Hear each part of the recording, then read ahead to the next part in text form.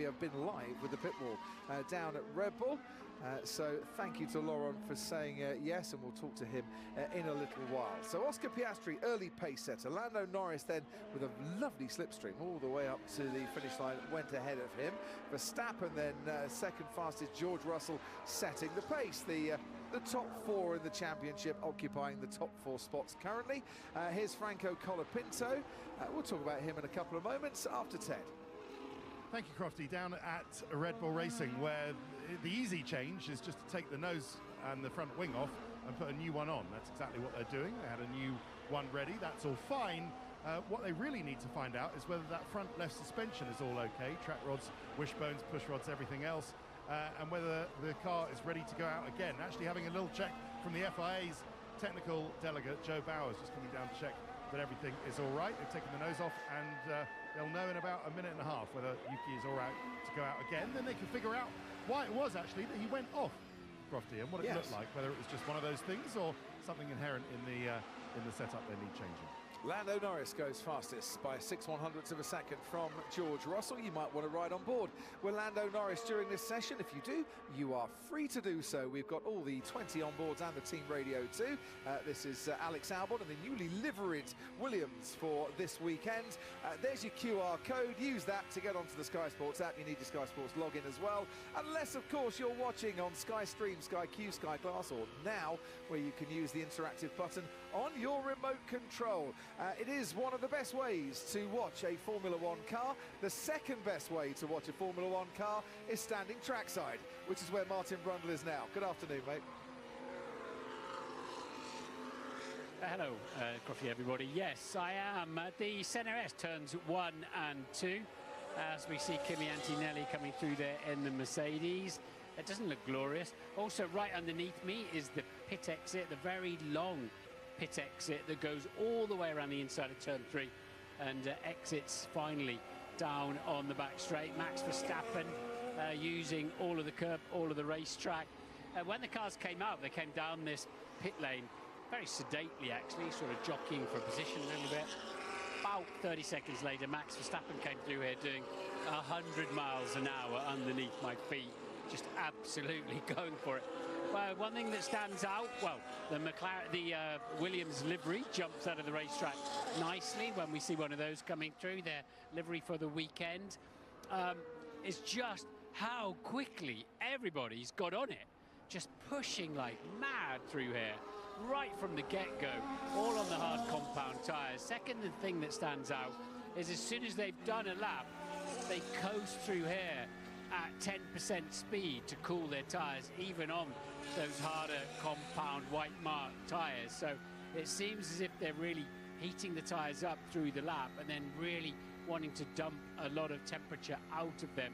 Saw Lando Norris come through, got a little bit untidy, ran a bit wide in turn 2 down here on the curbing as Piastri goes through now, and a very, very slow Max Verstappen yet again. You can see as he just parks on the outside of the corner to get out of the way of the Haas to let those tyres cool down. That looks like it could be a significant factor whenever there's any dry running. But here comes the Williams. You can see their livery.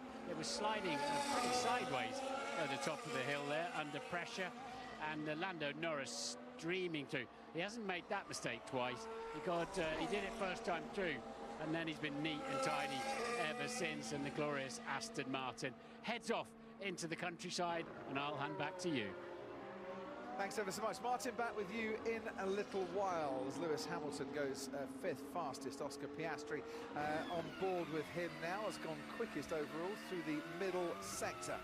You don't get any points for FP1, but if Oscar Piastri did end up as the fastest driver, it's that confidence boost, isn't it? And it's one, I think, that is much needed, because this is really good to see. If I look back to Mexico, you know, Lando missed FP1, got in the car in FP2, and from the very first run, on the very first set of tyres, he was 2 tenths ahead of Oscar, and that delta never really turned the other way. Whereas already here, Oscar's hit the ground running. That was Max bottoming out on the same curve. We saw Tsunoda obviously spun off, but Max catching the slide. He didn't quite go as wide, so they got away with it. But this is much more encouraging from Piastri. And let's not forget, Crofty, we had one dry qualifying last year for the sprint, and Piastri was the one on pole and actually was pulling away in the race as well, and then backed off to swap positions with Lando. In the sprint race, yes. The sprint race. So he's got good form around here, and maybe this is the weekend where he rediscovers it. Lando missed FP1 in Austria this year as well. Was it Austria and Mexico were the two that he missed? He got pole and won the race in both of them. Just saying. Stop showing up for FP1 then. Have a lion on a Friday might just be the thing. One thing Lando did say in his interviews that I thought was very, very worthy of a discussion, very interesting. What are you hoping and expecting was the question for this weekend. Well, hoping and expecting, that's two very different things, he said. So he's hoping for the win, because I'm sure they all are. Expecting it, maybe not. I don't know. Yeah, because look, like Russell's just gone straight into an 11-1, still on the hard tyre. And, you know, someone at Mercedes reminded me, George is good around here. Took his first ever Grand Prix victory. And then 24 hours later, 24 hours earlier, had won his first ever race in any format in the sprint. In the sprint, yeah. In F1. Yes, you know, he is good around this track. So, I mean, you know George well. How's he feeling coming in this weekend, Jamie? He's good. I mean, technically, he's mathematically within a shot of winning the championship. I don't think it's at all realistic. But, yeah, I think this is a track he knows he goes well at. That said, last year was a bit of a disaster for Mercedes. So I think relying on last year and previous years to this year seems to be leading us astray a little bit. But at the moment, what we know this year is this sort of tail end of the season. There are so many drivers and teams that it's so nip and tuck between that actually it's the very fine details that make the difference. And especially on a weekend like this where they're only getting one practice session, then they're straight in. It's actually going to be very difficult to pick who's going to have an advantage and a lasting advantage across a whole weekend. You see that story this week, today, I think it came out that the teams are discussing maybe extending by a maximum of 15 minutes an FP1 session in sprint weekends if we get a load of delays, as we did recently. They must have been listening to our commentary that day when we had nothing on track, but we still only had an hour. Man, what are these idiots doing, honestly? Ollie Behrman and Lewis Hamilton creating an extra chicane for Kimi Antonelli. I think the thing there is you've got one on one side and the other on the other side, both doing an outlap, and they did get away.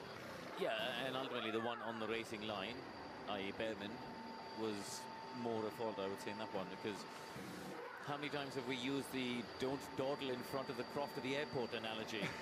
Basically what they were doing. Yeah, get from A to B as fast as you can.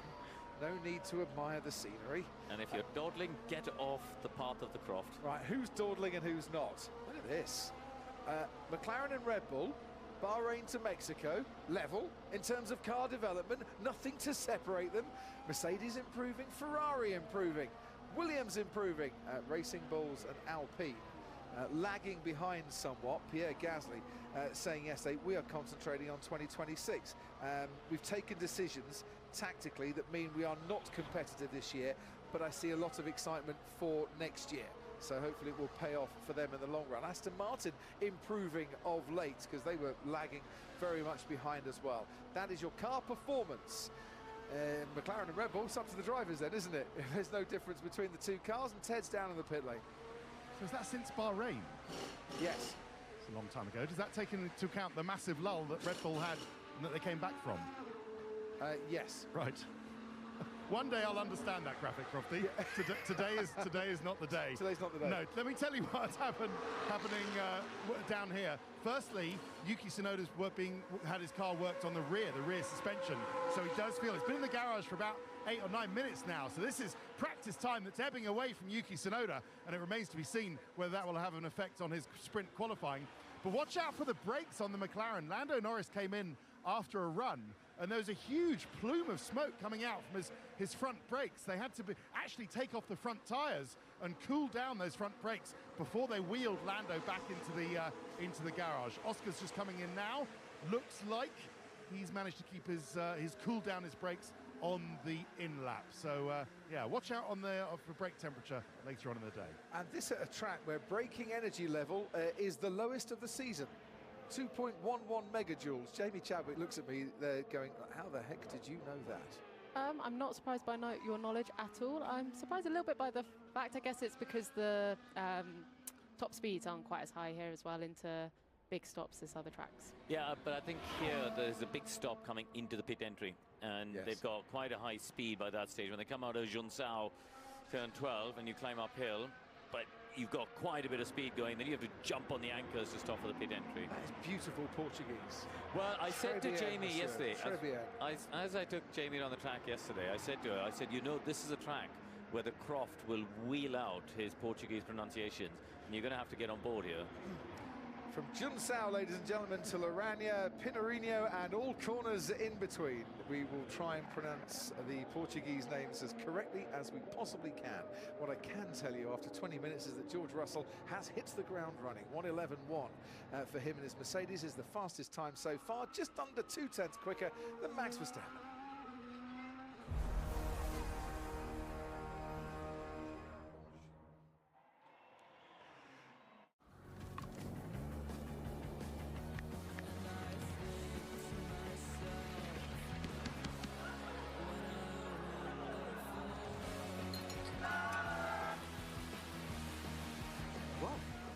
Thirsty, headaches, fatigue, irritability. You might be dehydrated. Transform ordinary water into extraordinary hydration with Live Hydroscience. With an optimized ratio of electrolytes, essential vitamins, clinically tested nutrients, superior hydration than water alone. Get more out of your water. Tear, pour, live more. Liquid IV. What's it like driving a GT? Imagine being on a sled on an ice track. Corner hugging. Adrenaline rushing. And performance that's jaw-dropping. And that's just the start. Experience the Mercedes-AMG GT 63.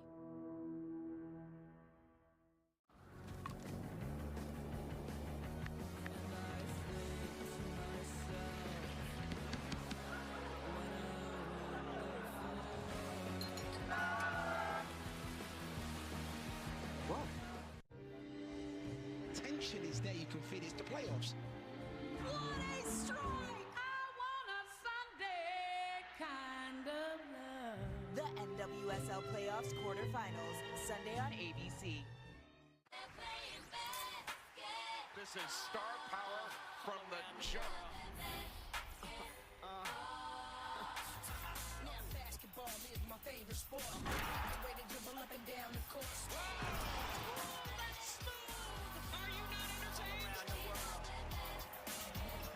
Also, mobility comes the line. A battle of men's blue bloods. Kansas, North Carolina. Tonight on ESPN and streaming on the ESPN. The Burger King Double Cheeseburger.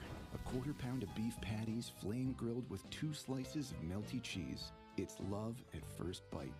We're not sure who invented the double cheeseburger, but it sure tastes like we did. You rule.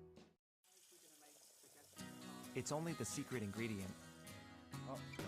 Only a quick chat. Only close family. It's only making history. Only 10 minutes to yourself. Sophia! It's only one more round! It's only a game. It's Spectrum fiber-powered internet, the most reliable internet the whole family can count on. It's only everything.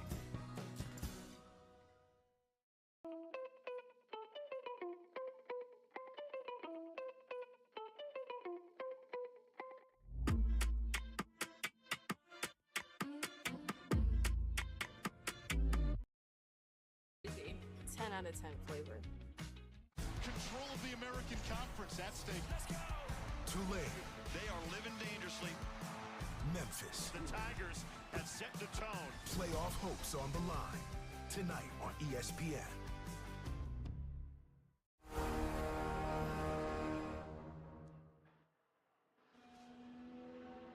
Interlagos on a Friday, watching Formula One cars. What a day to be alive, and for Pierre Gasly, well, He feels that the car is more alive than any other day for the past months. This is a Pierre Gasly racing for Alpine, who have been pointless for many, many weeks, but have made sacrifices for this year and are hoping to reap the dividends in years to come. Is it the last 6 races that they haven't scored points? I should have written this down, Karun. I think it is, yeah. I mean, it is. They had a woeful weekend in Mexico. I was at the airport with some of the engineers, and they just look depressed because we have just no performance, and yeah, they just sort of drove around within a second of each other. I think the 2 cars, but they were just off the back, and it's a very despondent place to be for the whole team, right? Engineers and mechanics, and especially when there were times last year where they had a genuine Q3 car. And actually, even earlier this year, Gasly got 7 appearances in Q3. In the first half of the year, he was in Q3 a few times. And they've just fallen away as everyone's developed. 7 races, they've been pointless. I just counted it all up. Franco Colapinto discuss. He has a contract for next year, extending it by a year. There are others in the frame, but he's got the nod. Others in the frame, no absolute standout, obvious candidate to, I think, come in and obviously take his place. I think Paul Aaron was, I believe, the closest next threat, but equally it's a tricky one because that car obviously isn't in a position where it's very easy to compare performance. He's got closer to Gasly, but I remember last year when he came into Formula One, he came in, he was exciting, he was able to really take it to Alex Albon on raw pace, and I think that's kind of what we've grown to expect of rookies now. Rightly or wrongly, it's just the quality of rookies that we see come through.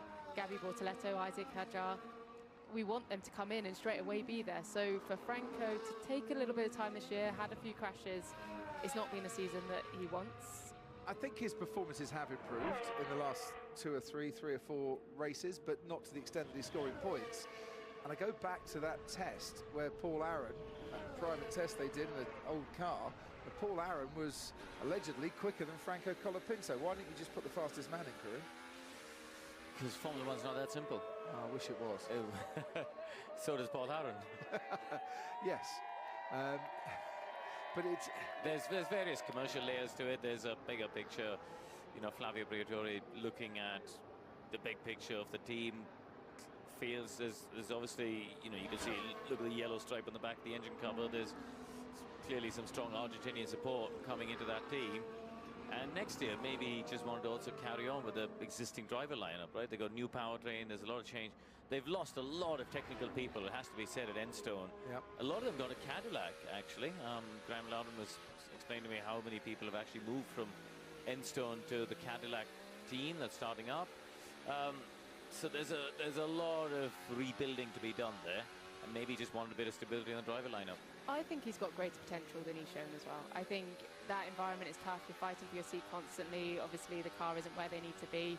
There's no secret that his boss isn't, going to give him any shortcuts or anything like that. He's not going to wrap his arm around him at the end of the day. So I think now he's got that contract underneath him, I'm excited to see if he can lean into that and perform at a higher level for the rest of the year. Right, hope you're engaged with this chat. Let's talk engagements, or maybe just Charles Leclerc on the track. Ted Kravitz. Ah, very good. You got in there before me. A diamond performance, you might say. Sir. Wanting an invitation, perhaps, to do well this weekend. They're going to have a lot of invites to send out, aren't they, the Leclercs? Yeah. But congratulations to them, to Charles and to Alexandra. Absolutely. But they are now continuing on this rear wing experiment at Ferrari, where quite very different rear wings. Leclerc fastest at the moment, but by a hair's breadth from Hamilton behind him.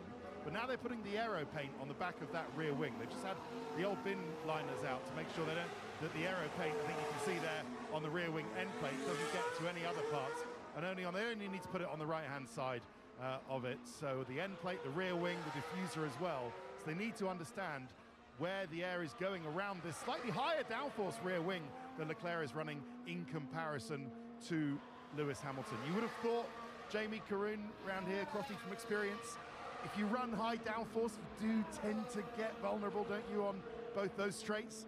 down to the leg descent and the main straight as well. But it has worked in the past for other drivers. It keeps you, and didn't George Russell do this in the year that he won here? That higher downforce setting that he had that year kept him out of threat from the DRS, cars behind, or the cars that had DRS behind him, because through this sector, he was much, much better. I think this year, especially with the cars so evenly matched, this sort of higher downforce philosophy going into the races seems to be working a little bit better. Also with the softer compounds of tyres in other races that we've seen, not so much here. Generally, it's a lot better on the tyres. It allows for more opportunity on a strategy point of view to extend over rivals. I think, generally speaking, if you can get away with it and you don't find yourself vulnerable, particularly down into this turn 1 section, then I think it's the route to take. Yeah, if you think you're going for pole and you've got a great chance of pole, higher downforce might be the way to go. If you think maybe like Isaac Hadjar, he's going to have to do some overtaking. Whoa, as the McLaren nudges him a little further to the extremities than he wanted to go. Just blind or what? What was that? He certainly was unaware that there was a fast approaching Racing Bulls coming up behind him. This is Oscar's teammate Lando Norris we're on board with now. That's the corner Charles Leclerc went off at on a formation lap a few years ago. He charged into Ferradura, the first part of the right-hander, really fast. Then ended up wider than he would like, I think, for the second apex. And that put him on that exit curb. And once you get on that exit curb, it's really hard because the car just bottoms out. It's hard to slow it down for the next hairpin. And yeah, so then the lap's kind of gone at that point. Can we talk tyres? Is this tyre chat time? No, Okay. It's not. We've got to go to Ted first. Okay. Ted, you stopped tyre chat. Well, this had better be good. Feel free. No, I mean, just Yuki Tsunoda. Remember him, Crofty. He's been in the garage since that off. Yeah. So it's only done 4 laps. Only now are they starting to get that car ready to go out again. So really costly off for Yuki Tsunoda, going straight into sprint qualifying later on today. So, yeah, the rear engine cover just going on.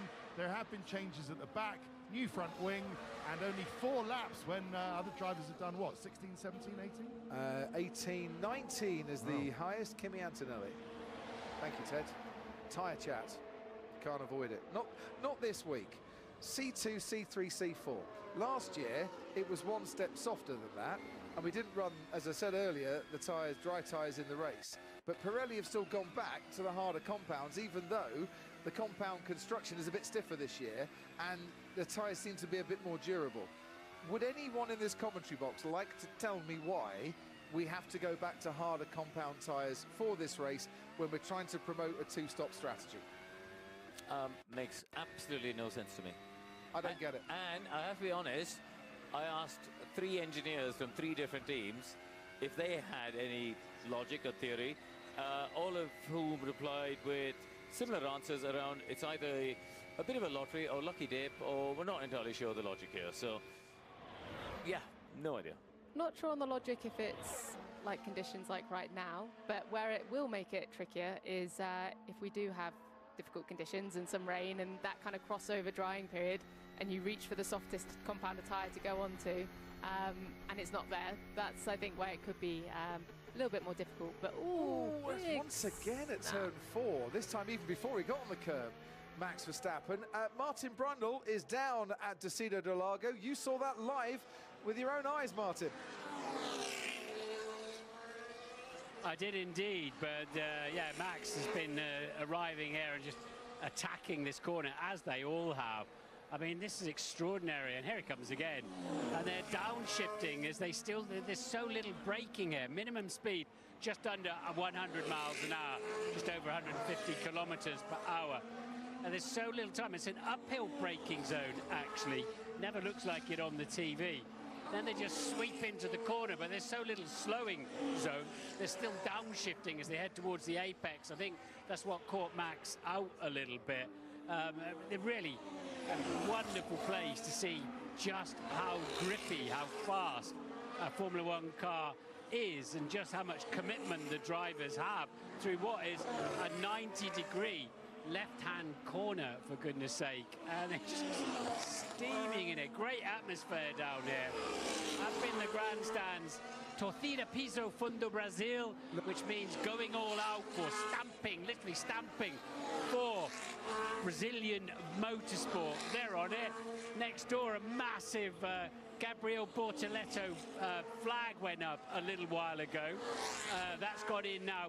Biggest cheer down here for anybody so far as he was coasting through slowly. Lewis Hamilton, who's an honorary Brazilian, of course, officially. So he's very popular, but obviously so is Gabriel Bortoleto with the Brazilian fans and a lot of Argentinian flags up there as well. So tremendous speed, tremendous commitment from all 20 drivers coming in to this turn 4. And of course, if it does go slightly wrong, you're carrying so much speed. You've got to get out a jail free card on the outside of the corner, as we saw Max Verstappen use. But this is the time to find your limits. This is the one and only session where you can come in there a little bit too hot, find if you've got to just back off a bit, brake 2 or 3 meters earlier, what have you. But what I love about coming out on track on sprint weekend is FP1 is absolutely flat out. Endless cars coming through here as you watch Oscar Piastri trying to keep it on the actual racetrack through the exit of 4 before the non-existent now kink of turn 5. Back to you. Thanks ever so much, Martin. Yuki Tsunoda is out on track. Yes, they have fixed his front wing, checked over the damage, and he is back on track once again. 25 minutes to go here. His teammate Max Verstappen still second fastest to George Russell. We haven't had any soft tyre runs yet. Give it another 10 minutes, they're going to be going even faster.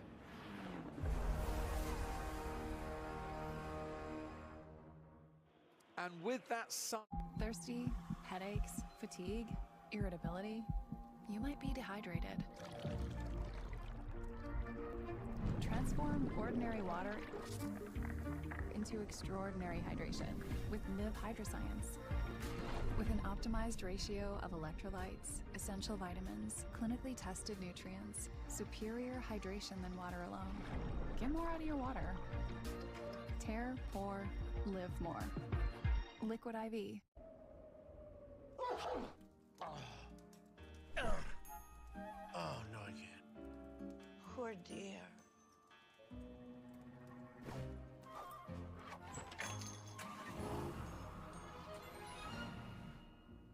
Welcome, Mrs. C. Yeah, they want to know. Don't let anything stop you. Let's fly.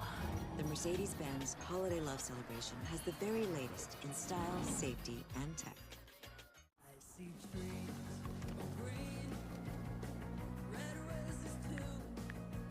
I see them bloom for me and for you. And I think to myself, what a wonderful world. And I think to myself, what a wonderful world. Wow. Two super fights for the ages. It is a big fight field in New York City, baby. I made you look, getting big money, playboy, your time's up.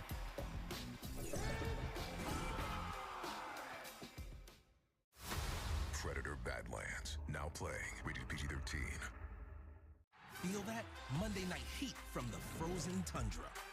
Feeling love hurts. Jalen's ready to get those Eagles flying. Touchdown, Philadelphia. While Jordan and the Pack are leaping in Lambeau. Something special going on with the Packers. Feeling defending champs versus the next contender.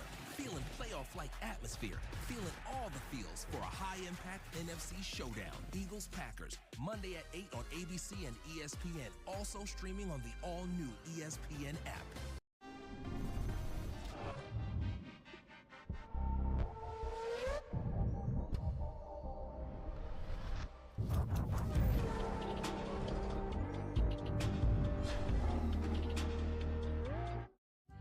Burger King Double Cheeseburger. A quarter-pound of beef patties, flame-grilled with 2 slices of melty cheese. It's love at first bite. We're not sure who invented the double cheeseburger, but it sure tastes like we did. You rule. I can can order contacts in 5 minutes and get them the next day. Ma'am. Wow! Right now, you can save 20% on your first order, plus fast free shipping right to your door. Glad Force Flex trash bags stretch to fit more. So they're not only rip tested, they're loops pushing the last bag to the limit tested. Don't get mad, get glad. The NBA on ESPN is happening now. And for opening week, Christmas, finals, and everywhere in between, there's one place to call home. Stop playing with me.